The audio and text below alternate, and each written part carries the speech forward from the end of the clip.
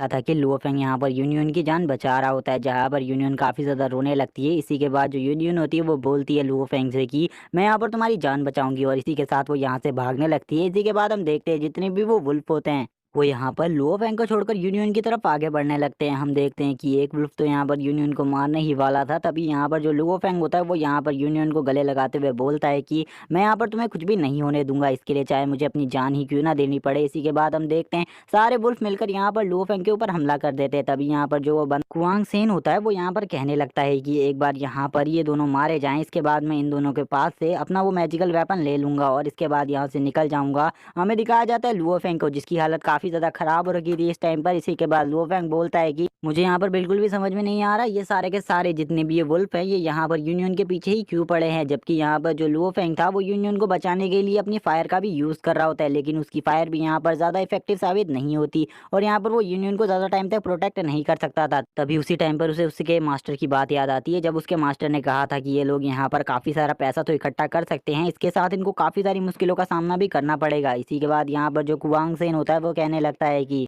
यहाँ पर मुझे बिल्कुल भी समझ में नहीं आ रहा आखिरकार ये लड़का क्या करने के बारे में सोच रहा है। हमें लुओ फेंग को दिखाया जाता है जहाँ पे लुओ फेंग उन सारे वुल्फ्स को अभी तक रोके रखा था, और यहाँ पर लुओ फेंग बोलता है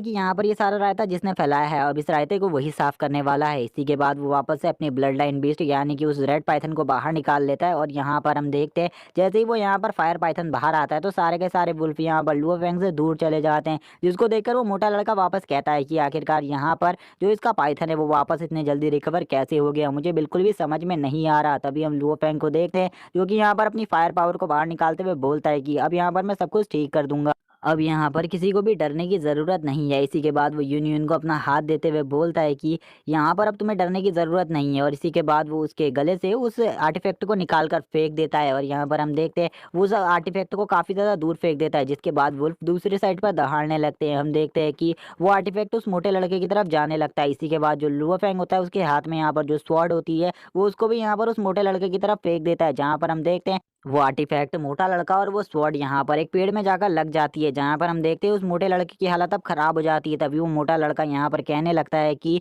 तुम्हें क्या पता है यहाँ पर मैं किस फैमिली से बिलोंग करता हूँ। तभी वो यहाँ पर अपने मन में बोलता है यहाँ पर जो ये लड़का है ये यहाँ पर सही में उन वुल्फ से भी ज्यादा खतरनाक है, और ये पता नहीं कौन सी फैमिली से बिलोंग करता है, लेकिन अभी तक इसे मेरे बारे में नहीं पता है कि मैं यहाँ पर किस फैमिली से बिलोंग करता हूँ। तभी हम देखते हैं जितने भी वो वुल्फ होते हैं वो यहाँ पर आगे बढ़ने लगते हैं, जहाँ पर जो मोटा लड़का होता है वो लुओ फेंग से बोलता है कि क्या तुमको पता है यहाँ पर मैं किस फैमिली से बिलोंग करता हूँ, मैं यहाँ पर जिस फैमिली से बिलोंग करता हूँ अगर उनको इसके बारे में पता चला तो यहाँ पर वो तुम्हें खत्म कर देंगे। तभी यहाँ पर लुओ फेंग उससे कहने लगता है तुम्हें पता नहीं कि मैं किस फैमिली से बिलोंग करता हूँ। वो बोलता है मैं यहाँ पर जियांग फैमिली का यंग मास्टर हूँ, इसीलिए यहाँ पर मेरे सामने तो ऐसी बातें करने की कोशिश भी मत करना। इसी के बाद वो यहाँ पर यूनियन को उठाकर जाने लगता है, और यहाँ पर जितने भी वो वुल्फ्स होते हैं वो यहाँ पर उस मोटे लड़के की तरफ आगे बढ़ने लगते हैं। हम देखते हैं जो मोटा लड़का होता है वो काफी ज्यादा बुरी हालत में होता है इस टाइम पर, वो यहाँ पर काफी ज्यादा दर्द के मारे चिहाड़ रहा होता है, और यहाँ पर तभी कहता है कि सॉरी यहाँ पर मुझे माफ कर दो, मुझे इस हालत में मत छोड़ो, अगर तुम यहाँ पर मुझे बचा लोगे तो यहाँ पर मैं तुम्हें काफी सारे पैसे देने को तैयार हूँ। तभी हम देखते हैं यहाँ पर जो लुओ फेंग होता है वो चला जाता है, लेकिन उसके बाद भी वो मोटा लड़का बोलता है तुम जो कहोगे मैं वैसा ही करूंगा, बस यहाँ पर एक बार मेरी जान बचा लो। लेकिन यहाँ पर लुओ फेंग उसकी कोई बात नहीं सुनता, और वो सारे वुल्फ यहाँ पर उसके ऊपर हमला कर देते हैं और उसे खाने लगते हैं। इसी के बाद लुओ फेंग यहाँ पर यूनियन को एक जगह पर ले आता है, जहाँ पर लाकर वो यूनियन को उतार देता है और बोलता है कि तुम यहाँ से अगर सीधे चलती हुई जाओगी तो यहाँ से तुम इस जंगल से बाहर निकल सकती हो, और यहाँ पर किसी को मत बताना कि यहाँ पर क्या हुआ था, तुम कह देना कि यहाँ पर एक बंदे ने उन सभी को मार दिया था। और इसी के बाद वो यहाँ पर लुओ फेंग का थैंक्स करती है उसकी जान बचाने के लिए। तभी यहाँ पर लुओ फेंग उसको वेलकम करता है और बोलता है कि लेकिन ये मैं यहाँ पर तुमसे माफी मांगना चाहता हूँ कि यहाँ पर मैं तुम्हें तुम्हारे घर तक नहीं पहुंचा सकता। इसी के बाद लुओ फेंग यहाँ से निकल जाता है। तभी वो लड़की यहाँ पर लुओ फेंग से उसकी चोट के बारे में पूछने लगती है, लेकिन लुओ फेंग बोलता है तुम्हें यहाँ पर उन सब चीज़ों की चिंता करने की कोई ज़रूरत नहीं है, तुम यहाँ पर अपने घर आराम से जाओ। और यहाँ पर इसके बाद ही वो दोनों अलविदा लेते हैं और यहाँ पर दोनों ही निकल जाते हैं। हम देख पाते हैं जो यूनियन होती है वो बोलती है कि तुम सही में काफ़ी ज़्यादा अमेजिंग हो, अगर फ्यूचर में मैं तुमसे कभी मिली तो यहाँ पर ये सफ़र काफ़ी ज़्यादा अमेजिंग होगा। इसी के बाद हमारा सीन शिफ्ट होता है और हमें यहाँ पर लुओ फेंग के फादर की ग्रेव दिखाई जाती है, जहाँ पर हम देखते हैं यहाँ पर यान आया हुआ होता है, और यहाँ पर यान अकेला नहीं, यहाँ पर यान के साथ मो भी होता है। होता है। यान के सभी साथी बोलने लगते हैं कि यहाँ पर वो बिल्कुल भी नहीं है, वो यहाँ से भाग चुका है शायद से। तभी यहाँ पर यान बोलता है कि उसको बुलाने का एक तरीका है मेरे पास। तभी यहाँ पर मो बोलता है, ब्रदर आप यहाँ पर क्या करने वाले हैं, क्या आप यहाँ पर कुछ शातिर करने वाले हैं जिसके बारे में आप मुझे बता सकते हैं। तभी यहाँ पर यान बोलता है, तुम बिल्कुल भी चिंता मत करो यहाँ पर। इसी के बाद जो यान होता है वो इस ग्रेव को यहाँ पर तोड़ने लगता है और थोड़ी ही देर में यहाँ पर वो इस ग्रेव को बुरी तरीके से तोड़ देता है और बोलता है कि अब यहाँ पर वो जरूर आएगा। इसी के बाद हमारा सीन शिफ्ट होता है और हमें लुओ फेंग को दिखाया जाता है, जहाँ पर जो लुओ फेंग होता है वो इस टूटी हुई ग्रेव को देखकर काफी ज्यादा भड़क जाता है और बोलता है कि जियान फैमिली के मेंबर्स में से अब मैं किसी को भी नहीं छोड़ूंगा, मैं यहाँ पर सभी को बहुत बुरी तरीके से मारूंगा। और इसी के बाद हम देखते हैं वो पूरे गुस्से में आ जाता है और यहाँ पर अब जियान फैमिली को बोलने लगता है कि अब यहाँ पर मैं तुम्हें खत्म करने के लिए आ रहा हूँ। और इसी के बाद हम देखते हैं हमें दिखाया जाता है एक बहुत ही खतरनाक मौसम, जहाँ पर बारिश का मौसम होता है। और इसी के बाद एक पहरेदार को दिखाया जाता है, जहाँ पर जो ये सोल्जर होता है ये जियान फैमिली का सोल्जर होता है और ये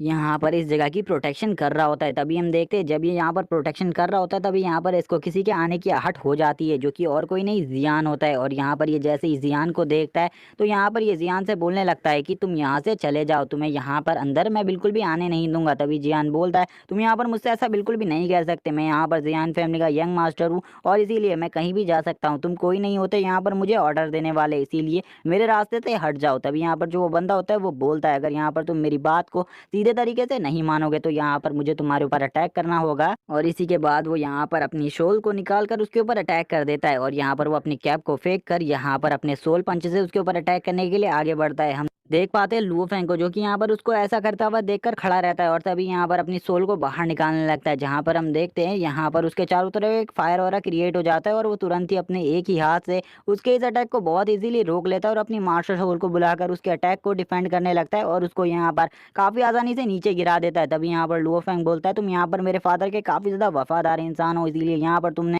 मेरे ऊपर अपनी फुल पावर का यूज नहीं किया, क्योंकि शायद से अगर तुम यहाँ पर अपनी फुल पावर का यूज करते तो यहाँ पर तुम मारे जाते। तभी वो लू फेंग से बोलने लगता है, मैं यहाँ पर तुम्हारे फादर का वफादार हूँ, इसीलिए मैं यहाँ पर तुमसे एक बात कहना चाहता हूँ, तुम उधर बिल्कुल भी मत जाओ। यहाँ पर उन सभी ने तुम्हारे लिए एक जाल बिछाया हुआ है, जिसमें अगर तुम फंस गए तो यहाँ पर उनमें से कोई बंदा भी तुम्हें नहीं छोड़ेगा और यहाँ पर वो सभी लोग मिलकर तुम्हें मार डालेंगे। वो लोग बस तुम्हें मारना चाहते हैं, इसीलिए उन्होंने इस षड्यंत्र को रचा है, इसीलिए तुम वहां पर बिल्कुल भी मत जाओ। तभी यहाँ पर लुओ फेंग बोलने लगता है, उन्हें बिल्कुल भी नहीं पता मैं यहाँ पर कौन हूँ, यहाँ पर मेरी पावर बढ़ चुकी है, इसीलिए यहाँ पर मैं उन्हें रोक सकता हूँ। और यहाँ पर वो इसी को कहते हुए अंदर निकलने लगता है। तभी वो बंदा कहता है, अब मुझे पता है यहाँ पर अब आगे क्या होने वाला है, लुओ फेंग यहाँ पर मारा जाएगा, क्योंकि यहाँ पर जो अंदर आया हुआ है वो बंदा यहाँ पर मो का फादर है और मो के फादर का लेवल काफी ज्यादा है और मो के फादर के सामने टिकना इसके बस की बात नहीं। इसी कुछ आदमी को दिखाया जाता है जो कि यहाँ पर लुओ फेंग को रोकने के लिए मो के घर पर बाहर खड़े होते हैं, जहाँ पर हम देखते हैं ये लोग आपस में बातें कर रहे होते हैं इस टाइम पर और इनको यहाँ पर लुओ फेंग के आने के बारे में कुछ भी नहीं पता था। जहाँ पर हमें दिखाया जाता है मो को, जो कि यहाँ पर काफी ज्यादा सीरियस कंडीशन में होता है और उसके फादर भी यहाँ पर बैठे होते हैं और यहाँ पर उसके फादर कहते हैं,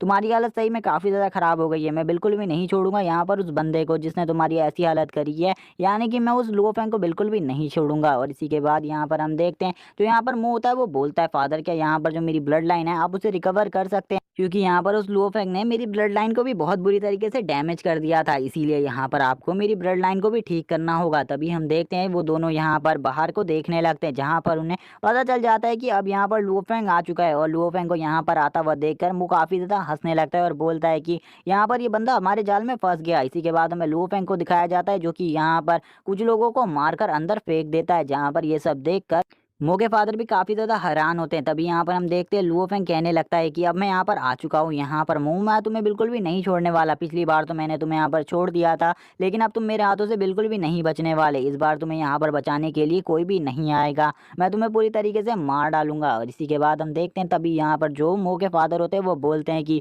तुमको क्या लगता है यहाँ पर पिछली बार की तरह तुम मेरे बेटे को बहुत बुरी तरीके से घायल कर सकते हो, तुम इस बार ऐसा बिल्कुल भी नहीं कर पाओगे, क्योंकि यहाँ पर इस बार उसकी प्रोटेक्शन के लिए मैं भी हूँ और यहाँ पर जब तक का मैं उस जगह पर हूँ तब तक का तुम यहाँ पर कुछ भी नहीं कर सकते। और इसी के साथ ही वो लुओ फेंग की तरफ आगे बढ़ जाते हैं उसके ऊपर अटैक करने के लिए, लेकिन जो लुओ फेंग होता है वो भी यहाँ पर अपने ब्लड लाइन स्प्रिट से अटैक कर देता है यहाँ पर मो के फादर के ऊपर, जहाँ पर हम देखते हैं तुरंत ही जो यहाँ पर मो के फादर होते हैं वो तुरंत ही अपनी एक क्लिप से यहाँ पर उसके ऊपर अटैक कर देते हैं, जो कि यहाँ पर एक काफी ज्यादा पावरफुल मैजिकल वेपन था जिसके बारे में मैं आपको आगे चलकर बताऊंगा। जिसके बाद वो उस स्पिरिचुअल वेपन से उस स्पिरिट के ऊपर अटैक कर देते हैं। जैसे ही उनका अटैक यहाँ पर उस स्पिरिट के ऊपर होता है तो यहाँ पर वो स्पिरिट भी अब कुछ नहीं कर पाती और वो यहाँ पर उनके इस पावर वेपन के प्रेशर की वजह से नीचे दबने लगती है। हम देखते हैं जो यहाँ पर ये सब होता है, इसको देखकर वो काफी ज्यादा खुश होता है और बोलता है कि लुओ फेंग बेटा, अब तो तू पक्का गया यहाँ पर, अब तुझे बचाने वाला कोई भी नहीं है। इस बार अगर यहाँ पर तेरे फादर की सोल भी आ गई तो भी वहां पर वो तुझे बिल्कुल भी नहीं बचा पाएगी। इसी के बाद हम देखते हैं जो यहाँ पर उसकी स्पिरिट थी वो यहाँ पर उस पिन के वजह से नीचे दब गई थी, जिसे देखकर लुओ फेंग बोलने लगता है मुझे नहीं पता था यहाँ पर ये जो पिन है ये इतनी ज्यादा पावरफुल होगी। और इसी के बाद वो अपने स्पिरिचुअल पंच को बनाकर यहाँ पर अटैक करने लगता है और बोलता है कि तुम यहाँ पर मेरी ब्लड लाइन को बिल्कुल भी डिस्ट्रॉय नहीं कर सकते, क्योंकि मुझे पता है यहाँ पर तुम मेरी ब्लड लाइन को डिस्ट्रॉय करने के बारे में सोच रहे हो। इसी के साथ ही वो अपने स्पिरिचुअल पंच को क्रिएट करते हुए यहाँ पर उसकी तरफ आगे बढ़ने लगता है उसके ऊपर मारने के लिए। लेकिन तभी हम देखते हैं जो कि यहाँ पर मो के फादर होते हैं वो यहाँ पर अपने स्पिरिचुअल बीस्ट को अपनी पावर से निकाल लेते हैं और यहाँ पर लुओ फेंग के ऊपर अटैक कर देते हैं अपने स्पिरिचुअल बीस्ट से। जहाँ पर हम देखते हैं जो लुओ फेंग होता है उनके स्पिरिचुअल बीस्ट के अटैक से यहाँ पर तुरंत ही नीचे गिर जाता है और इसी के बाद एपिसोड यहीं पर एंड हो जाता है। इसके आगे के एपिसोड को देखने के लिए चैनल को सब्सक्राइब कर दो, वीडियो को लाइक कर दो, कमेंट करके जरूर बताना एपिसोड कैसा लगा। Okay bye guys.